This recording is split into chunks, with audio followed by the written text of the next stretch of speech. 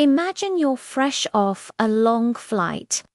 You walk up to a currency exchange counter to swap a few $100s, and you're met with this. You came from the Philippines. We cannot exchange your dollars because of the corruption and money laundering in the Philippines. This isn't a hypothetical scenario.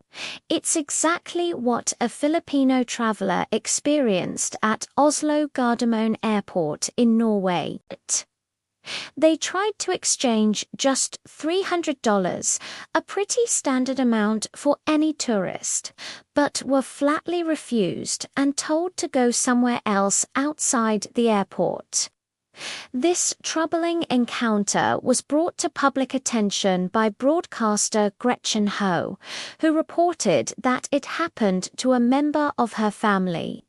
She immediately filed an incident report with the Philippine Embassy in Norway, kicking off a chain of events that exposes a much bigger, more complicated issue than just one rude employee at a forex counter.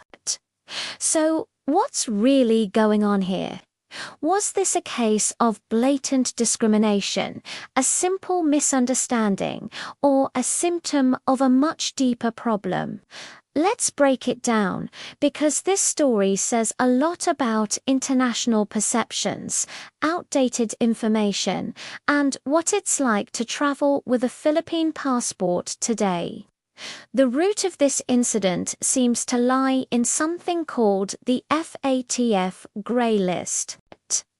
The Financial Action Task Force, or FAT, is a global watchdog for money laundering and terrorist financing. Countries on its grey list are under increased monitoring.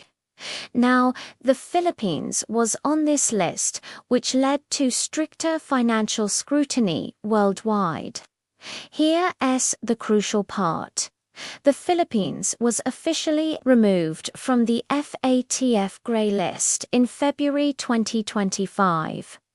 A few months later, in August 2025, the European Union also took the Philippines off its own list of higher-risk third countries. So, on paper, the Philippines' status had improved significantly. But as the Department of Foreign Affairs, or DFA, discovered, the currency exchange counter at the Oslo Airport was still using an old, outdated list. A list where the Philippines was still flagged as high risk. This is a classic case of policy on paper not matching reality on the ground. The memo, it seems, never reached the front lines. However, we can't ignore the reason the staff gave it. The words "because of the corruption and money laundering in the Philippines" cut deep. It wasn't just a procedural refusal, it was a judgment call based on national reputation. This highlights a painful reality. The Philippines has a persistent international reputation for corruption, and this reputation has real-world consequences for its citizens. Sadly, this isn't an isolated incident. After Gretchen Ho shared the story, many other Filipino travelers came forward with similar experiences.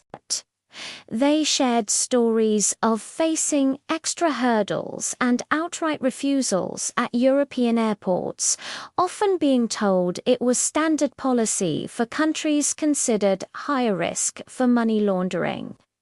It wasn't necessarily personal, they were told, but part of a wider airport policy.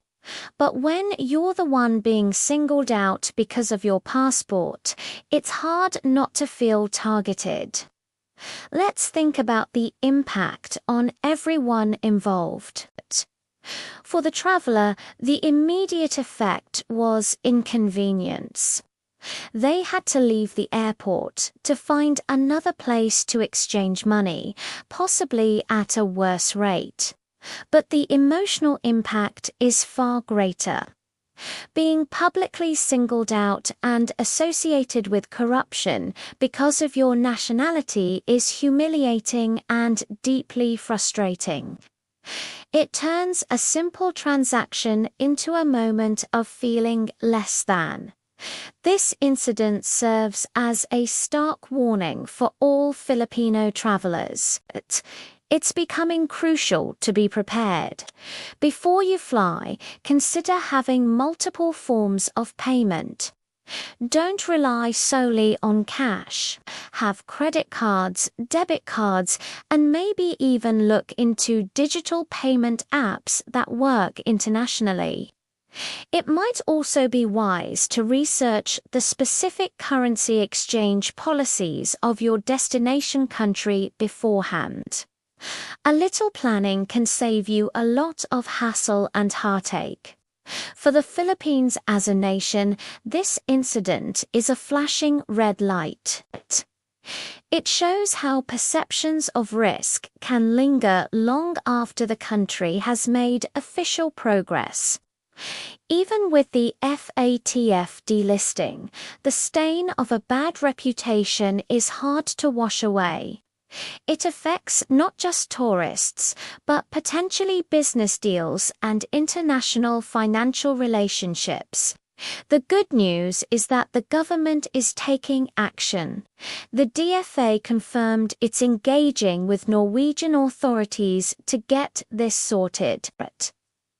The Philippine Embassy in Norway is working with Norway's Ministry of Foreign Affairs to ensure that all businesses, especially those at international gateways like airports, are using the most current, updated information. The goal is to make sure that a Filipino passport does untrigger an automatic red flag based on outdated data. And what about the currency exchange business itself? This incident puts them in a tough spot. They risk serious reputational damage and even diplomatic blowback if their policies are seen as discriminatory or just plain lazy. It's a wake-up call for them to regularly review and update their risk assessment protocols. Sticking to old lists isn't just bad practice. It's bad for business. Refusing a small, standard transaction like $300 from a tourist seems completely counterproductive and only attracts negative attention. The broader implications here are about trust and perception in the global financial system. A small incident at an airport counter reveals a massive gap between international policy changes and on-the-ground implementation. It shows that reputations, once tarnished, are incredibly difficult to repair. Domestically, this kind of story fuels the conversation about corruption and good governance. When ordinary citizens face obstacles abroad because of their country's reputation, it's no longer just an internal political issue. It becomes a matter of national pride, foreign policy, and global image. It directly impacts every Filipino who steps foot outside the country. As one person commented online, sharing their experience in the finance industry, our CEO named the Philippines as one of the most corrupt countries in the world. These perceptions are out there, and they are powerful. So, what's next? The diplomatic channels are open. Norwegian authorities have reportedly committed to following up with their financial supervisory authority to get those lists updated. But this is bigger than just one forex counter in Oslo. The Philippines needs a proactive communication strategy to inform foreign banks, financial services, and businesses that the country's risk status has changed. Perhaps it's also time for official travel advisories to guide Filipinos. Simple tips on managing money abroad. Understanding strict anti-money laundering laws in certain regions and having contingency plans could be incredibly valuable. What started as one traveler's frustrating anecdote is actually a multi-layered story. It's about national reputation, the slow grind of bureaucracy, and the practical realities of traveling in a world where your passport can define your experience. For the Philippines and its citizens, it's a powerful reminder that perceptions matter immensely, and the fight to change them happens not just in high-level diplomatic meetings, but at every airport counter, every bank, and every interaction we have with the rest of the world. Thank you so much for watching. What are your thoughts on this? Have you ever experienced something similar while traveling? Share your stories in the comments below.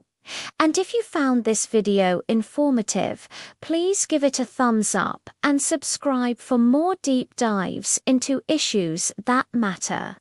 See you in the next one.